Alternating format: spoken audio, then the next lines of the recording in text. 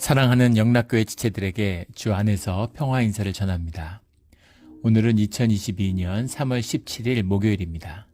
오늘의 묵상 본문은 출애굽기 33장 1절로 6절까지의 말씀입니다. 오늘 본문 말씀 33장 1절부터의 말씀은 이렇게 시작합니다. 여호와께서 모세에게 이르시되 너는 내가 애굽 땅에서 인도하여 낸 백성과 함께 여기를 떠나서 내가 아브라함과 이삭과 야곱에게 맹세하여 내 자손에게 주기로 한 그 땅으로 올라가라. 시내산을 떠나라고 명령하고 계시는 거죠.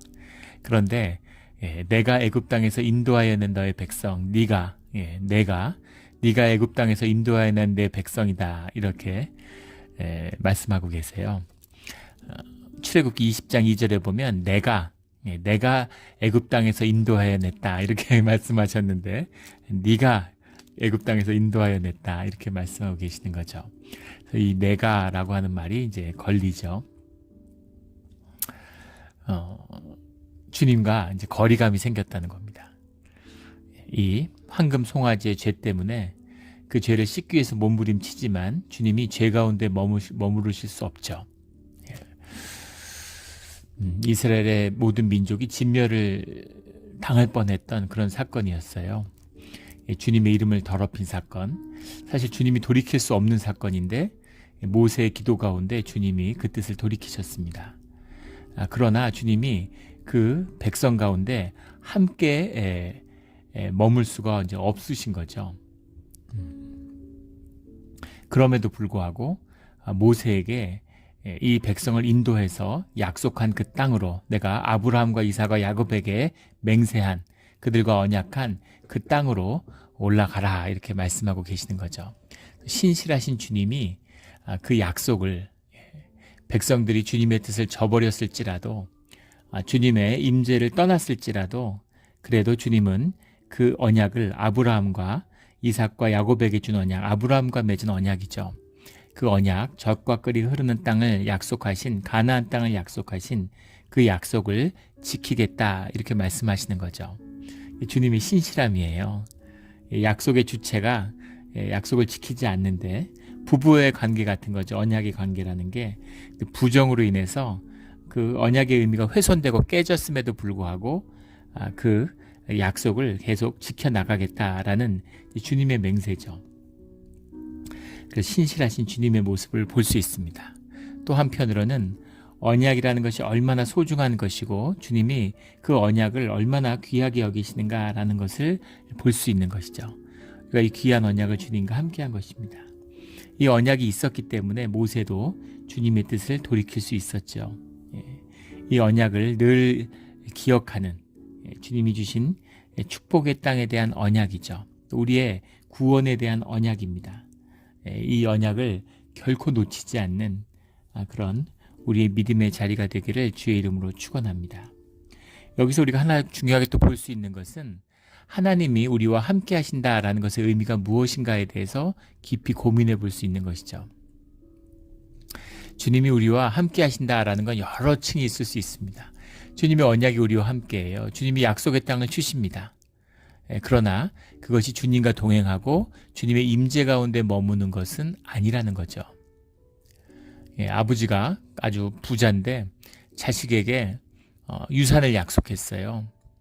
그런데 자식이 이제 부모와의 관계에서 관심은 재산에만 있고 부모와 교제하고 부모와 함께 하기를 원치 않는 겁니다.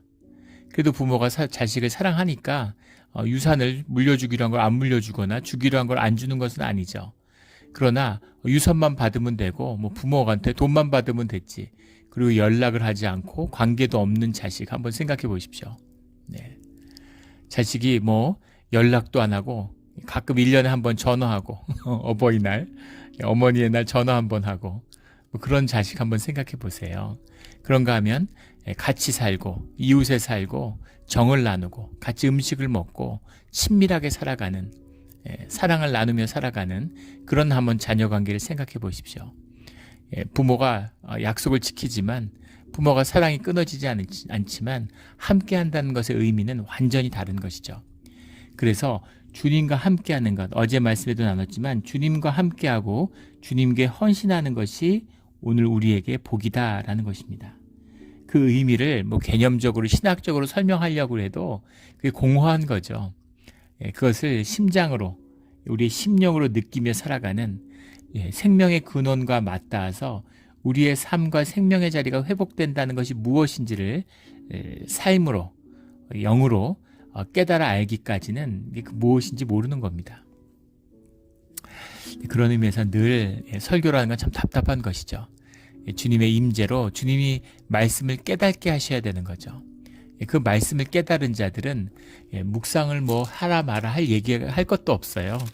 우리 교회 권사님 한 분이 우리 이제 중직 훈련하는데 교인들이 목사님 이렇게 아침마다 이렇게 그 일일 묵상을 그 녹음해서 올리는데 듣는 사람이 너무 적다고 교인 가운데서 안 듣는 분들이 많다. 그걸 좀 들으라고 그렇게 좀 권면하시면 안 되냐고 예배 때 그렇게 얘기하시더라고요. 이제 그런 권면을 하지 않죠. 그거 아무 의미가 없습니다. 또 그걸 강요해서 들으면 무슨 의미가 있겠어요? 종교의 율법처럼 그걸 강요해서 들어봐야 아무 의미가 없는 것이죠. 밥을 먹기 싫은데 억지로 먹어. 그거 안 먹으면 용돈 안 줘. 뭐 이런 식으로 억지로 먹인다고 생각해 보세요. 그게 무슨 의미가 있겠습니까? 그 맛을 알아야 그러면 이걸 목숨을 걸고 듣는 거죠. 이 말씀의 참된 의미. 이 말씀이 살아나고 이것이 주님의 음성으로 내 심령 가운데 살아날 때 그때의 말씀이 정말 젖과 꿀이 되는 것이죠. 저도 예전에 저도 늘 말씀을 듣습니다. 다른 목사님들의 설교를 듣지만 말씀이 살아나고 말씀이 삶을 이끄는 그 기쁨이 늘 함께하는 것은 아니에요. 그것은 또 주님께 달린 것이고 또 우리의 삶의 자세와 거룩함에 달린 것이기도 하죠. 그런데 주님의 삶의 진실로 자원하는 심령으로 주님 앞에 나아갈 때 주님의 말씀을 통해서 주님의 뜻과 지혜를 주시는 것에 결코 인색한 분이 아니라는 것은 분명합니다. 주님의 말씀으로 삶을 일깨울 때가 있죠. 단순히 뭘 알고 뭘 배우는 게 아니라 그 말씀 자체가 임재가 되기 때문에 우리 삶이 살아나요. 확 살아납니다. 삶이 어둡고 삶이 깔아앉을 때 말씀을 들으면 삶이 확 살아나고 환경의 모든 문제가 새롭게 구성되는 조건과 환경이 다 바뀌어버리는 그런 경험을 하게 되는 거죠. 신비한 경험을 하는 겁니다. 제가 예전에 카세트 테이프로 들었죠. 요즘엔 뭐 이제 인터넷 이런 거 온라인으로 듣지만 옛날엔 카세트 테이프가 막 돌아다녔어요. 카세트 테이프로 설교를 많이 들었는데 그 설교 말씀을 들을 때 그 말씀이 하나님의 말씀으로 일깨워지고 들리는 거죠. 도저히 그 말씀이 감당이 되지 않아서 무릎을 꿇고 그 말씀을 들었던 기억이 납니다. 혼자서 말씀을 듣는데 그냥 앉아서 들을 수가 없는 거예요. 무릎을 꿇고 설교를 들었던 그런 말 생각이 나요. 그것이 단순한 설교가 아니라 살아있는 하나님의 말씀이 된 것이죠. 그 말씀을 위해서 기도하고 저도 하루에 거의 한 절반을 일일 묵상에 쓰는 것 같아요. 이걸 기도하고 말씀을 계속 읽고 또 기도하고 그 다음에 뭐 주석도 찾아보고 원문도 찾아보고 뭐 렉시콘 이런 것도 전부 검색해보고 시간이 많이 걸리죠. 또 이거 녹음하는 시간까지 하면은 하루에 뭐 한 4-5시간 정도를 쓰는 것 같아요. 그러나 이것이 또 이 말씀을 증거하는 것으로서 제가 살아나는 것이 있는 거죠. 목회자로서 살아가는 기쁨입니다. 주님이 주신 제일 큰 특혜죠.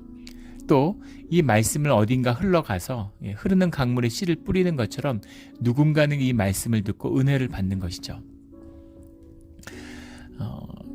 한 몇 주 됐는데 한 목사님이 한국에 계신 목사님이 이렇게 전화를 하셨어요. 그런 전화 한 2번 받은 적이 있는데 경남에 뭐 이렇게 계시는 지역 도시에 계시는 목사님인데 주일 아침인데 그러니까 한국으로 주일 아침이죠.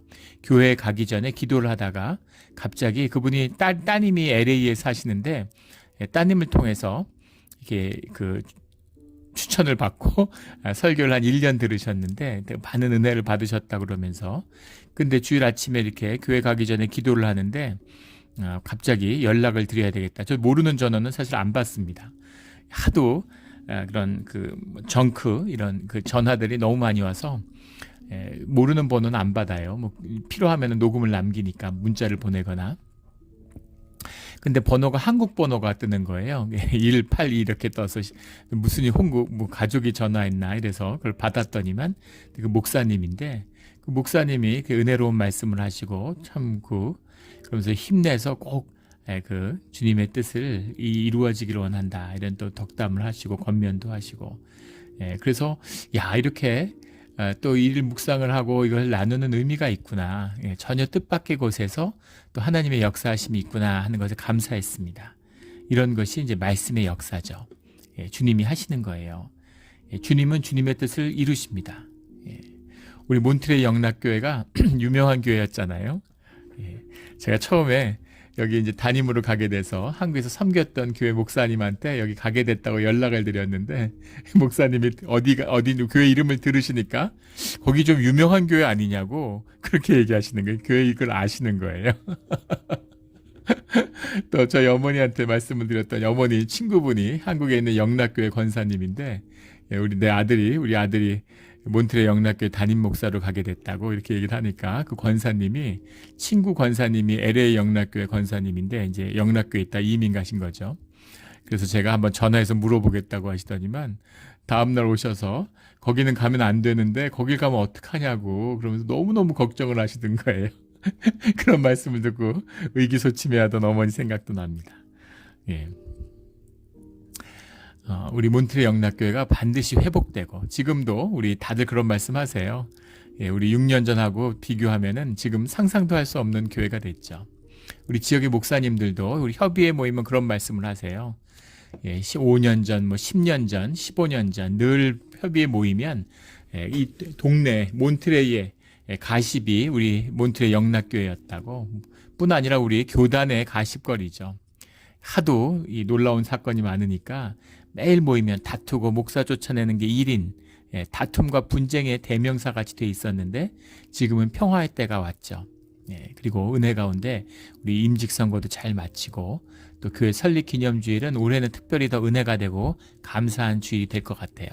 하지만 전 아직도 이제 시작도 안 했다고 생각합니다. 주님의 은혜와 놀라운 회복이 교회 가운데 있을 거예요. 그 분명한 주님의 뜻을 받기 때문에 우리가 이것에 함께하고 있는 것이죠. 그런데 주님이 함께 하시고 주님의 뜻을 반드시 이루실 것입니다. 그러나 주님의 뜻을 이루는 것이 의미가 있지만 우리에게 또한 소중한 것은 우리가 주님과 더 친밀히 나누고 주님의 은혜와 풍성한 복을 더 깊이 누리고 살아가는 것이에요. 그것이 귀하고 의미가 있는 것입니다. 주님이 함께하고 주님의 뜻을 관철하세요. 그러나 주님의 임재를 더 깊이 느끼고 공동체에서 사랑과 은혜를 깊이 나누며 살아가는 것이 우리에게는 소중하고 귀한 것이죠. 그것이 풍성해지고 그것을 나누는 삶을 살아야 되는 것입니다. 이것이 거룩함의 비밀이고 이것이 성결함의 비밀이에요. 주님의 은혜로 구원받았는데 우리가 죄 짓고 막 이래도 탕자의 이야기처럼 아버지가 받아주시겠지. 우리가 돌이키면 아버지가 언제든 구원하시겠지. 그러시겠죠. 그러나 아버지의 사랑을 받는다고 해서 아버지의 품속에서 사랑을 나누며 살아가는 자녀와 그리고 아버지를 떠나서 돼지 쥐염 열매를 먹고 사는 그 자식, 돼지 쥐염 열매를 먹고 비참하게 살아도 아버지가 비통해하고 안타까워하시죠. 그리고 기다리십니다. 그러나 그것은 비참한 것이잖아요. 아버지께 돌아와야 되는 것이죠. 또 아버지와 함께 있다도 큰아들처럼 사랑을 못 느끼고 종교와 그런데 묶여가지고 자기 의로 살아가는 거, 그거 더 비참하죠. 집 나간 아들보다 더 비참한 아들이 큰아들이에요. 그렇게 돼서는 안 되는 것이죠. 이것이 주님과 함께해야 되는 비밀인 것입니다. 이 깊은 비밀을 놓치지 않는 우리 성도님들이 되시기를 주의 이름으로 축원합니다. 2절에 내가 사자를 너보다 앞서 보내어 가나안 사람, 아모리 사람, 헷 사람, 브리스 사람과 히위 사람과 여부스 사람을 쫓아내고 여기에 이제 기르가스 부족을 더하면은 이제 가나안의 7족속, 가나안의 7족속이라고 부르는 부족이죠. 가나안 땅을 차지하고 있는 이 부족인데 이들을 내보내고 이 땅을 너희에게 주겠다. 그 땅 위에 산다고 그 땅의 주인이 아니죠. 땅의 주인은 주님이십니다. 그 땅을 우리에게 주시는 거예요. 위임해 주시는 거죠. 그걸 이루시겠다 이렇게 말씀하시는 겁니다. 3절에 너희를 젖과 꿀이 흐르는 땅에 이르게 하려니와 우리 젖과 꿀이 흐르는 땅은 여러 번 나눈 적이 있죠. 젖이라는 것은 뭐 이런 양과 뭐 소와 염소의 모든 젖을 말하는 것이고, 흐른다라고 하는 게 자바트라는 말인데 넘친다는 의미죠. 흘러 넘친다는 겁니다. 이렇게 물이 떨어져서 이렇게 파운틴 같은 데서 분수에서 물이 막 흘러 넘치는 거, 흘러내리는 거죠. 이게 자바트입니다. 그리고 젖과 꿀이 막 흘러내려요. 얼마나 풍요의 땅이겠어요. 꿀이라고 하는 것은 우리가 지금 먹는 이제 그런 허니 그 꿀이 아니고, 우데바시라고 하는 말인데 대추야자 열매를 의미한다고 그러죠. 대추야자 열매 말린 거. 지금도 이제 슈퍼 같은 데 가면 팔죠. 미국의 남부 캘리포니아나 아리조나 같은 데 가면 이게 특산품입니다. 이걸 먹으면 진짜 달아요. 어떻게 과일이 이렇게 달 수가 있을까? 그러니까 뭐 꿀이나 설탕이 없던 시대, 정제 설탕이 없던 시대에 이거보다 단 건 없었겠죠. 그 열매가 흘러 넘치는 땅, 젖이 흘러 넘치는 땅, 축복의 땅이죠. 이르게 하려니와 나는 너희와 함께 올라가지 아니하리니 너희는 목이 곧은 백성인즉 내가 길에서 너희를 진멸할까 염려하니라. 주님이 진멸하다라고 하는 말이 아케카 뭐 이런 말인데 정확한 기억은 잘 안 납니다. 아케카, 올케카, 알케카 뭐 이런 말이에요. 근데 이것이 이제 먹는다는 의미, 원뜻은 먹는다는 뜻이고 먹어 치운다 이런 뜻이 태운다는 뜻도 있습니다. 진멸하다 이렇게 해석을 했는데 죽인다는 얘기죠. 그래서 주님 앞에 죄 가운데 머물면 죽게 되는데 죄가 주님 앞에 머물 수 없는 것이죠. 그래서 내가 너희와 함께하고 싶었는데 내가 너희와 함께하면 너희가 다 죽을 것 같다. 그래서 나는 너희와 함께 올라가지 못하겠고 모세 네가 이끌고 너희만 가라 이렇게 얘기하시는 거죠. 그 대신 내가 나의 사자를 보내서 주님이 친히 임재하지는 않지만 내 사자를 보내서 너희를 인도해주고 도와줄게. 근데 내가 너희 임재 가운데 있으면 너희가 죽고 너희가 살 수 없을 것 같아. 이런 말씀인 거죠. 이 말씀이 모세를 통해서 선포된 것입니다. 4절에 백성이 이 준엄한 말씀을 듣고 슬퍼하여 한 사람도 자기의 몸을 단장하지 아니하니, 몸을 단장하지 않는다라고 하는 것은 장래 풍습이죠. 깊은 슬픈 일을 당했을 때, 장례를 당할 때 몸에 장례식장에 가면서 뭐 액세서리 달고 옷을 화려하게 입는 사람은 없죠. 그런 것처럼 몸을 단장하지 않았다. 이제 이 말은 깊은 슬픔, 장래의 슬픔을 느꼈다 이런 얘기죠. 준엄한 말씀이라고 해석을 했는데 하다바르라는 말이에요.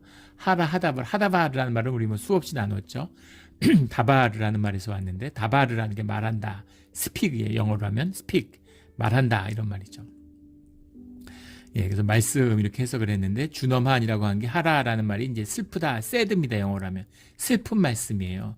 그 슬픈 말씀을 들을 것 사람들이 전부 다 슬퍼해서 장례를 맞은 것처럼 모두 다 아무도 몸을 단장하지 않았다 이런 얘기입니다. 깊은 슬픔이 그 말씀을 통해서 이 진중에 이렇게 쭉 퍼지는 것이죠.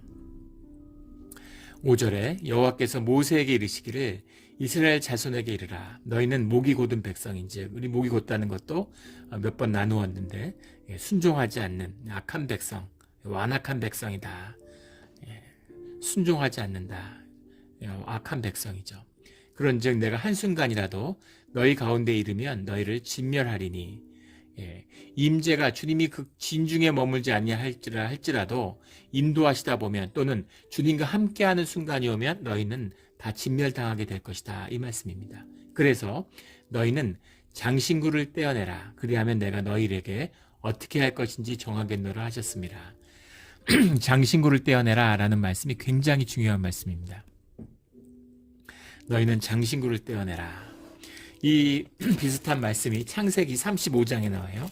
창세기 35장 1절부터 4절 말씀에 보면 하나님이 야곱에게 축복을 주실 때 35장 1절에 보면 야곱에게 이르시되 일어나 베델로 올라가서 거기 거주하며 하나님께 거기서 제단을 쌓으라 이렇게 말씀하시죠. 베델에 제단을 쌓는데 2절에 보면 너희 중에 있는 이방 신상들을 버리고 자신을 정결하게 하고 너희들의 의복을 바꾸어 입으라. 주님 앞에 나아가서 주님의 임재 가운데 제단을 쌓을 준비를 하라라는 거죠. 그래서 먼저 해야 될 일이 이방 신상을 버려라. 신상을 세워놓고 제사를 지내고 이런 것은 아니지만 이 우상 숭배에 대한 것이 뿌리 깊죠. 인류의 유산 중에서 가장 오래된 유산이 그 무슨 이 유럽에 있는 신석기 시대에 발견된 그 석굴에서 발견된 그런 유물들이죠. 가장 오래된 유물이 독일에서 발견된 지금의 독일 땅이죠. 그 머리는 소로 돼 있고 몸은 사람으로 돼 있는 그런 이제 신상의 발굴이에요. 그것이 이제 문명사에서 역사적으로 인류학적으로 엄청난 이제 그 역사의 전환점을 알리는 사건이다. 이렇게 이제 인류학자들이 이야기합니다. 왜냐하면 눈에 보이는 것을 본따서 만드는 것이 아니라 그런 인간의 어떤 상상하는 그런 어떤 그 무의식의 발현, 심령의 발현이죠. 영의 세계. 그것이 이제 표출된 것으로 보기 때문에 그렇습니다. 당연한 얘기죠. 인간이 영이 있으니까 사실은 그 반대죠. 눈에 보이는 걸 만들다가 영을 만드는 게 아니라 영을 통해서 사물을 인식하니까 사물이 영을 통해 보이는 겁니다. 그래서 샤이간 우상을 만들었다는 것이 인간의 최초의 발명품의 우상이에요. 뭐 더 있을지 모르겠지만 하여간 남겨진 유물 가운데 발견된 인간의 최초에 만들어진 것이 우상이었다는 겁니다. 그리고 인간이 남긴 최초의 유적들, 알타미라 동굴 같은 거, 그런 동굴 같은 거, 스페인이나 프랑스 이런 데서 발견된 동굴들에 보면 그 제사 지내는 걸 그리고 있어요. 그런 걸 보면 인간의 그 종교심, 인간이 영이 있고 하나님의 영에 따라 만들어졌기 때문에 하나님을 섬기라고 만들어졌잖아요. 그러니까 심령이 있고 영이 있고 주님을 섬기는 제사가 삶의 중심일 수밖에 없는 것이죠. 근데 문제는 그 목표가 어긋나 있다는 겁니다. 마귀의 역사죠. 사입이잖아요. 끝에 가서 약간 다른 거예요. 비슷한데 다른 겁니다. 우리가 지난 주일날 무사도의 얘기를 나눴죠. 젠코쿠 모노가타리, 부시도 젠코쿠 모노가타리라는 그 베를린 영화제에서 상을 탄 영화 이야기를 나눴습니다. 7대에 거친 그 이쿠라라고 하는 가문의 사무라이들의 무사도에 대한 이야기를 나누었죠. 뭐 자기의 목숨을 내걸고 그 충성하고 순종하는 것 귀한 것이죠. 삶의 의미와 가치를 얻으려고 하는 인간의 몸부림입니다. 존재의 함성이에요. 근데 문제는 목표가 빗나갔다는 겁니다. 영주를 섬기고 천황을 섬기고 국가를 섬기고 기업을 회사를 섬기고 다 답이 안 되는 것이죠. 온갖 걸 다 섬겨보는 거예요. 부모에게 묶이고 자식에게 묶이고 명예에게 묶이고 권력에 묶이고 돈에 묶이고 근데 뭐에 묶여도 노예로 살아가는 것입니다. 우리가 세상에 노예짓 하다 왔잖아요. 그런데 오직 주님에 묶이고 주님을 향한 예배를 드릴 때만 참 자유가 있다라는 거죠. 그 주님을 향한 제사를 드리는데 3절에 베델로 올라가자. 내가 환난 날에 내게 응답하시며 내가 가는 길에서 나와 함께 하시는 하나님께 나와 함께 하시고 나의 가는 길에서 함께 동행하시는 하나님과 동행하기 위해서 제단을 쌓는다는 겁니다. 4절에 그들이 자기 손에 있는 모든 이방 신상들과 자기 귀에 있는 귀고리들을 야곱에게 주는지라. 야곱이 그것들을 세겜 근처 상수리 나무 아래 묻고 귀걸이와 장신구들을 떼서 야곱에게 주니까 야곱이 그것을 땅에 묻었다는 거예요. 이 삶에 녹아있는 다 알잖아요. 집단 무의식 가운데 다 묶여있기 때문에 다 알아요. 뭔가 내 삶이 내가 노력해서 내 뜻대로 되는 게 없다는 걸 다 압니다. 비즈니스 하는 분들은 아시죠? 다 그 말씀 하시잖아요. 힘들겠다 어렵겠다 하는데 잘 되기도 하고 잘 될 줄 알았는데 어려워지기도 하고 사기 당했는데 사업이 더 커지기도 하고 아무것도 아닌데 사업이 쭈그러들기도 하고 내가 하는 게 아니구나. 내가 열심히 해서 되는 게 아니구나. 내가 열심히 해서 잘 될 것 같으면 다 잘 되지 안 된 사람이 어디 있겠습니까? 그게 아닌 것이죠. 무언가가 있는 겁니다. 그걸 다 느껴요. something different가 있구나. 뭔가가 있어 뒤에. 그걸 다 아는 것이죠. 그러니까 뭐 점 보고 무슨 타로점 보고 사주 보고 토종 비결 보고 뭐 온갖 부적 쓰고 온갖이 다 아는 거잖아요. 뭐 천도제도 지내고. 그런데 문제는 뭐냐면 초점이 목표가 잘못된 하말티아잖아요. 표적을 빗나간 거예요. 엉뚱한 곳에다 하고 있는 겁니다. 그래서 주님을 향해야 되는 것이죠.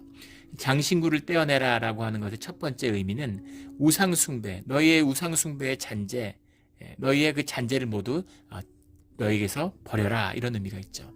이 장신구를 가다 뿌개서 녹여가지고 황금 송아지를 만들었잖아요. 이거 왜 들고 있겠어요? 자기가 의지하는 거죠. 그 황금 장신구에 의지하는 건데 주님의 은혜로 애굽에서 다 받아갖고 나온 거잖아요. 근데 장신구를 그냥 악사사리 모양으로 새긴 게 아니라 모든 장신구에는 우상이 들어 있습니다. 우상이 새겨져 있어요. 우상을 섬기는 마음, 우상에게 의지하는 마음. 꼭 소나 무슨 거기 무슨 염소상이나 무슨 뱀의 상 형상이나 이것을 섬긴다는 의미가 아니라 우리 안에 주님이 아닌 것을 의지하는 모든 우상이 그 안에 들어 있는 거죠. 그래서 그 우상을 제한다라는 뜻이 들어있는 것입니다. 이것이 장신구를 떼어내라의 의미죠. 이 죄의 그 호말이라도 모양이라도 버리는 그런 자세, 이것이 장신구를 떼어내는 것이죠. 주님 위에 의지할 것을 떼어낸다라는 의미가 있습니다. 또 하나 중요한 의미가 있어요. 사람들이 광야에 나와서 행군하고 있죠. 행진하고 있는데 사람들을 높아지고 있는 마음이 있는 겁니다. 하나님의 형상에 따라 만들어져서 높아지고 싶어요. 근데 높아지고 귀해지고 싶은데 어떻게 높아지고 귀해집니까? 우리의 존재가. 그 길을 알 수가 없으니까 사람들이 사람과 사람을 차별하는 것으로 높임을 받는 거죠. 가슴 아픈 이야기지만 우리 예전에 시골 같은 데 생각해 보세요. 우리 어렸을 때 우리 이제 할아버지, 저희 집이 종가예요. 그 집성촌에. 할아버지가 이제 제사를 지냈는데 제사장 같은 역할을 하는 거죠. 종손이니까. 이제 쭉 이제 마루에 모여서 시제 같은 거 가을에 지내면 제사를 지내는데 거기 가면은 이제 절을 하는 겁니다. 근데 저희 형하고 저하고 형제인데 형이 이제 종손이죠. 아버지가 종손이니까. 근데 형은 이제 텐마루 위에다가 올려가지고 거기다 세우는 거예요. 그리고 나머지 저희 삼촌들도 마찬가지고 나머지 형제들 전부 다 이제 마당에 이제 쓰는 거죠. 상당히 위해 주는 거죠. 그게 무슨 의미가 있어요? 아무것도 없죠. 할아버지가 이제 그런 자식들을 보면 정말 일관되게 차별하시는 걸 많이 봤어요. 아들과 딸을 차별하고, 큰 아들과 둘째 아들, 셋째 아들 또 차별하고, 사람을 귀하게 여기고 높이는 방법이 차별밖에 없는 겁니다. 이게 사실은 할아버지가 악해서 그런 게 아니라 봉건사회 중세의 유산이죠. 농사 짓고 사는데 맨날 나오는 게 똑같잖아요. 누리는 게 똑같고 삶은 똑같고 사회의 조직은 점점 더 복잡해지고 고도화됩니다. 자손들이 늘어나고 머릿수가 늘어나니까 사회 갈등은 점점 더 안에 이제 강해지는 거죠. 그러니까 그 갈등을 해소할 방법이 뭐겠어요? 그 사회 조직을 더 고도화시키는 거죠. 다른 말로 하면 점점 더 차별을 공고화하는 겁니다. 지금 한국 사회가 그러잖아요. 세계에서 1등 갈등 국가입니다. 유엔이 발표하는 12개의 갈등 지수가 있는데 그중에 7가지에서 1등을 했어요. 압도적인, 세계에서 압도적인 1위 국가입니다. 땅은 적고 지금 생산성은 정체되고 있는데 인구는 많고 그러니까 막 그 갈등이 첨예화되는 거죠. 왜 그 갈등이 심할까? 젠더 갈등, 세대 갈등, 지역 갈등, 정치 갈등, 옛날 이념 갈등, 지역 갈등이었는데 요즘은 세대 갈등에다가 성 갈등, 젠더 갈등까지 모든 것으로 찢어져 가지고 막 정당 간 갈등, 막 갈등이 극에 달한 사회죠. 왜 이렇게 갈등이 심할까? 갈등할 만한 이유가 있어서가 아니라 분쟁의 이유, 젠더나 세대가 갈등의 이유가 돼서가 아니라 지역이 갈등의 이유가 돼서가 아니라 내적인 갈등을 풀어낼 방법이 없기 때문입니다. 그래서 사람들이 이제 우리가 생산성만 늘으면 성장만 하면 갈등을 풀 수 있을 거다. 성장이 심해지면 갈등도 고속화돼요. 그걸 풀어낼 수 있는 우리의 심령의 문제입니다. 그걸 풀어내지 못하는 거예요. 사회가 풀어지고 조건이 풀어지면 갈등이 풀어지겠다. 천만의 말씀입니다. 마음이 풀어지고 심령이 풀어져야 조건과 사회가 풀어지는 게 여건이 풀어지는 거예요. 그 비밀입니다. 그게 안 되니까 차별이 공고화되니까 사람들이 거기에 저항하는 거죠. 그 저항이 바로 갈등의 내용이잖아요. 봉건시대, 중세시대는 그 차별을 그냥 인습으로 받아들였는데 지금 사람들이 머리가 깨어서 그걸 받아들이지 않으니까 의식으로 거부하니까 그 표출되는 게 갈등이고 분노인 거죠. 분노 사회가 됐어요. 그 갈등의 본질, 차별이죠. 그 차별하는 차별의식이라는 것이 우리 에고의 또 본질입니다. 남과 나를 구별짓는 거잖아요. 나는 다른 사람과 달라. 나는 특별해. 나는 나로서 구분돼. 그 기초가 내 육신이고 내가 남들과의 관계에서 구별되어 있다고 하는 거죠.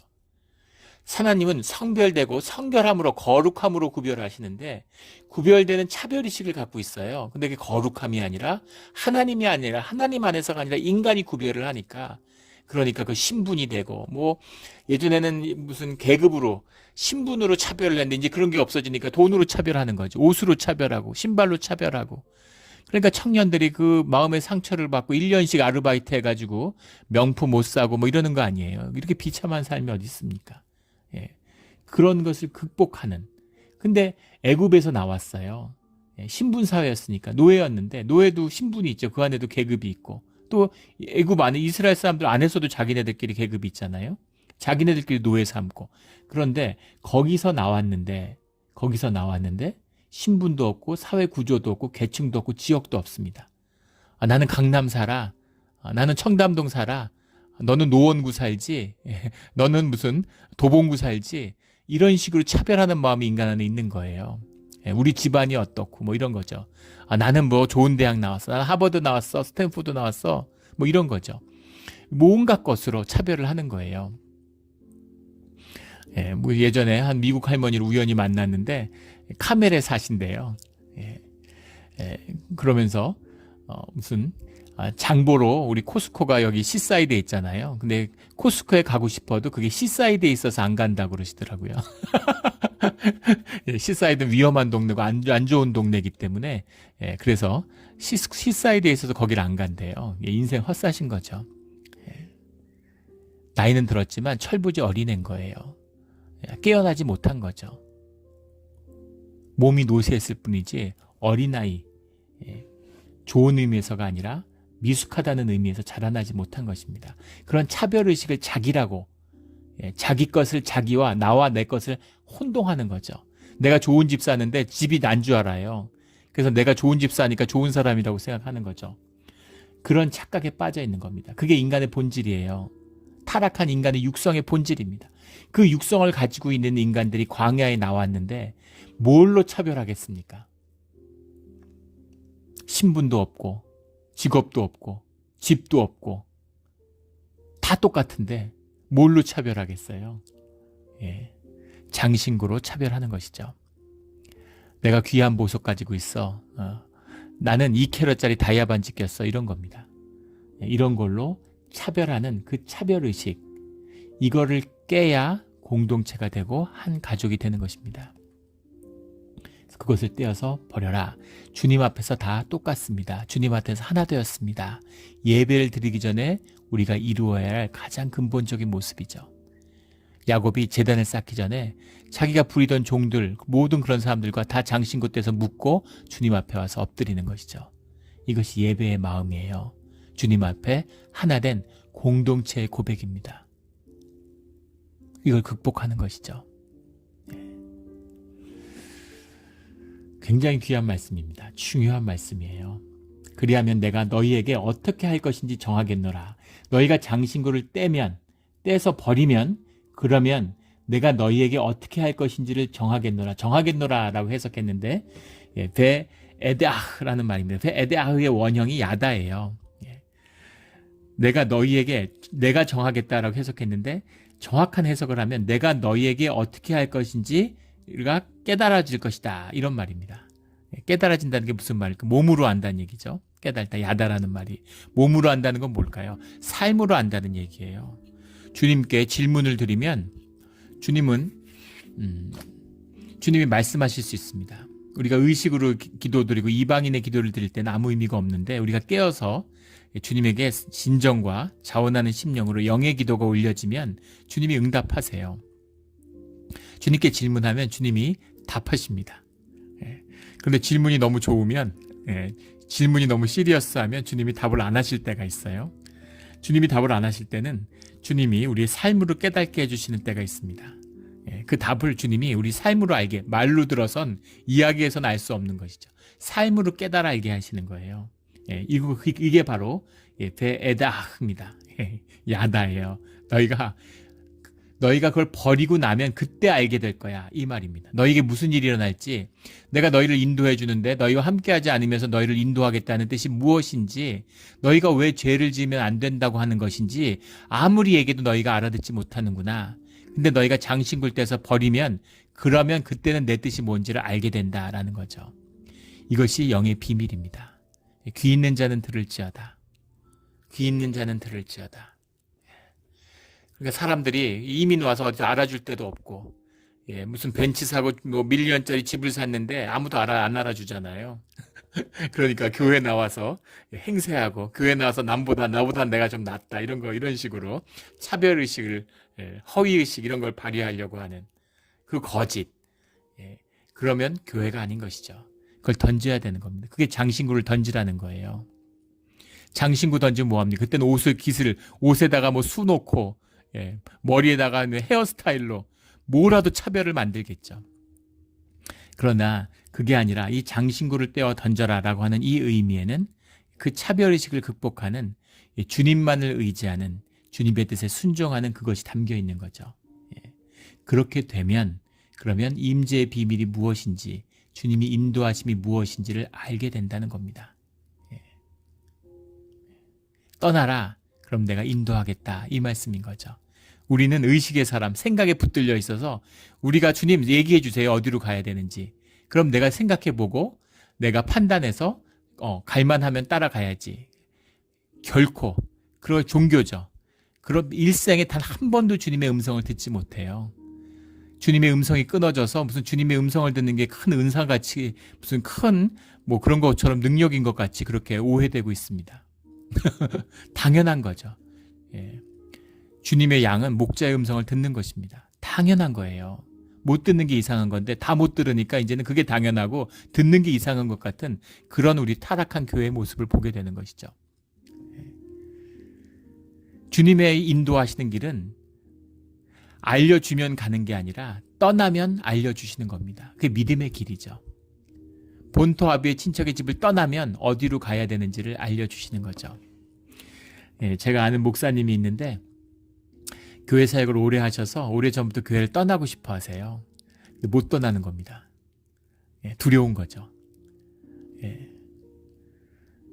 본인도 솔직히 그 얘기를 해요. 마음속 깊은 곳에 들어보면 두려움이 있는 거죠. 중년의 나이에 교회 떠났는데 어디로 가고, 자녀들은 어떻게 먹고 사나, 두려운 거죠.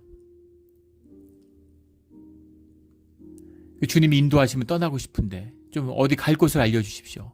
알려주시겠습니까? 절대 안 알려주세요.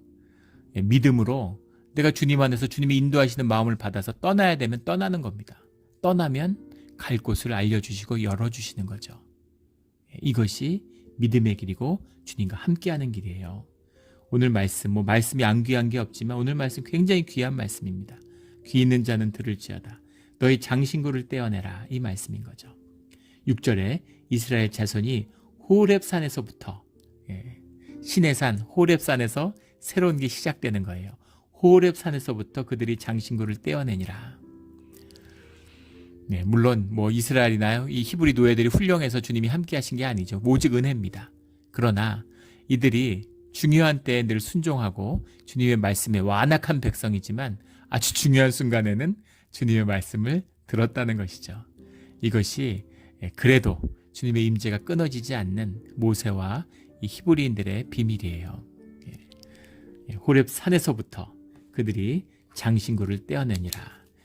우리의 삶이 장신구를 떼어내고 주님 앞에 제단을 쌓는 우리의 예배의 자리에서부터 새롭게 시작되기를 주의 이름으로 축원합니다. 아멘. 함께 기도드리겠습니다. 하나님 아버지 감사합니다. 우리가 주님을 믿고 주님을 의지한다고 말하지만 주님 말고도 의지하는 게 너무 많았습니다. 더 정확히 우리 솔직히 마음속을 들여다보면 우리가 주님을 전혀 의지하지 않았음을 알게 됩니다. 죄의 자리고 주님이 함께할 수 없는 자리인데 오직 은혜로 함께해 주심에 감사를 드립니다. 주여 아버지여, 주님이 주신 이 귀한 은혜를 놓치지 않는, 주님을 섬기며 주님과 함께하는 것이 곧 축복임을, 그 하늘의 복을 맛을 봐서 그 맛을 보면 그 맛을 잊지 않고 그 맛을 따라가는 그런 주의 자녀의 삶, 복된 삶, 하늘나라의 백성된 천국의 삶을 누리며 살아가게 하여 주시옵소서. 우리의 소원입니다. 감사하며 예수 그리스도의 이름으로 기도드렸습니다. 아멘.